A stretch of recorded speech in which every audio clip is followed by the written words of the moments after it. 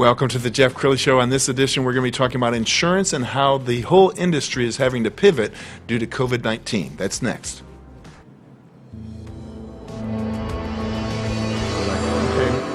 Okay. Many are predicting that the worst is yet to come, which is unfortunate, said one person here.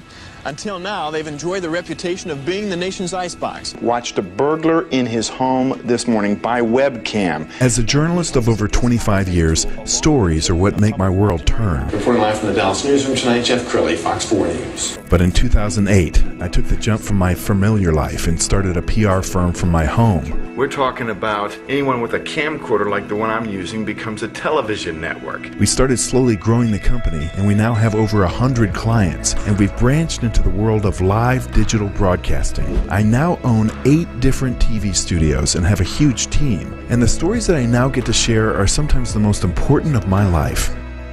Life has a funny way of coming around full circle. This is the Jeff Crilley Show.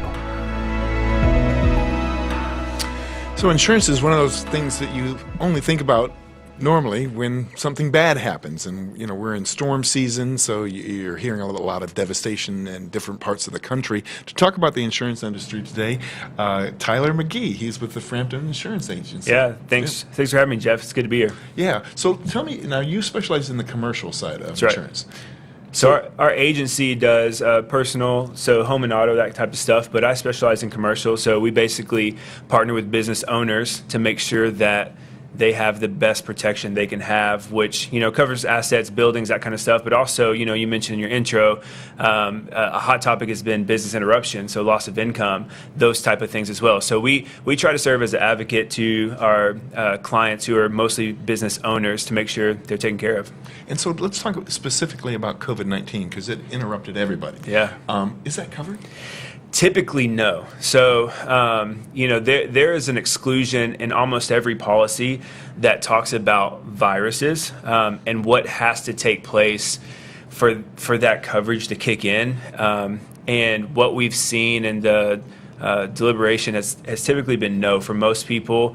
Even, you know, though there was kind of a forced mandate from the government to shut down, it wasn't due to something that's a covered loss within the policy language. So there actually is new product now, specifically from Chubb. They've come out with something that specifically addressed pandemic coverage. So that's a new product that we're researching. We're trying to do our homework on because, you know, this affected people's lives like almost nothing we've ever seen in our lifetime. So in the early days of the pandemic, I have to imagine your phone is ringing with your customers saying, What's going on? Yeah. So I mean, we never stop anybody from filing a claim for sure. If they felt like a claim could be justified, we'll talk through them. We'll tell them our recommendation, and if they want to file a claim, we're going to help them do that. But what we've seen from the insurance carriers is this specific language that excludes viruses, right? So well, look into your crystal ball because I know in commercial insurance you're insuring a lot of people who have commercial office space, right?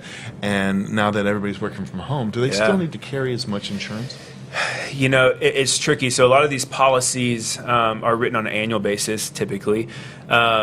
If it actually creates a new dilemma per se, because when you have vacant real estate, it completely changes the type of property you need, or excuse me, the type of policy you need, the type of coverage you need from an insurance perspective. So there's going to be a lot of challenges and a lot of unique conversations that need to be had. If you're unsure of what you have, if you own or you rent facilities, it's definitely time to pick up the phone and have a conversation because no two situations or circumstances are the same. And so that's one of the things we pride ourselves in is we get down kind of in the weeds a bit with every single one of our insureds to make sure we understand their specific set of circumstances and what products go along with that. Yeah. We were on your Facebook page. You have a beautiful family, so we're going to show some pictures. Very proud of them. Give you a chance to kind of give a shout out to your wife and kiddos. Sure. What are their names? Absolutely. So Summer is my wife of 7 years now and going on 8 this December. And then Mace is my son. He's 5.5 years old. Scotty is my next little girl, our middle child. She's 4. And then Stella is 2.5 years old. And I'm super proud of those kiddos you're seeing. So beautiful family, very blessed, and we actually just added a puppy. I don't even know if there's any There you pictures go. up yet of the puppy. That was 2 days ago, so we're busy around our house for sure. Very cool. Well, I think one of the reasons people do business with other people is know, like, and trust. And you Yeah, seem like a really no doubt. nice guy, like Thank boy you. next door kind of thing. Talk about your business philosophy. When you approach a new customer or client, that's a relationship you Sure. want to keep going for years. No doubt. I mean, we definitely take a long-term relational look at all the business that we do, and that's how we prefer to do it. I mean, we actually have an incredible rate of return of our customers, one, and then also the main way our business grows is through referral. We are constantly referred business from our clients, which to us is one of the best ways that we can receive accolades or thanks, is the referral business. So I would say our philosophy is to really provide education and advisorship when it comes to insurance. I didn't realize how much I didn't know about insurance until I got in the industry. From an occupation standpoint, I'd bought tens of thousands of dollars worth of business insurance that at the end of the day, I realized I didn't really understand. And typically what we're looking at is how much is it going to cost me, right?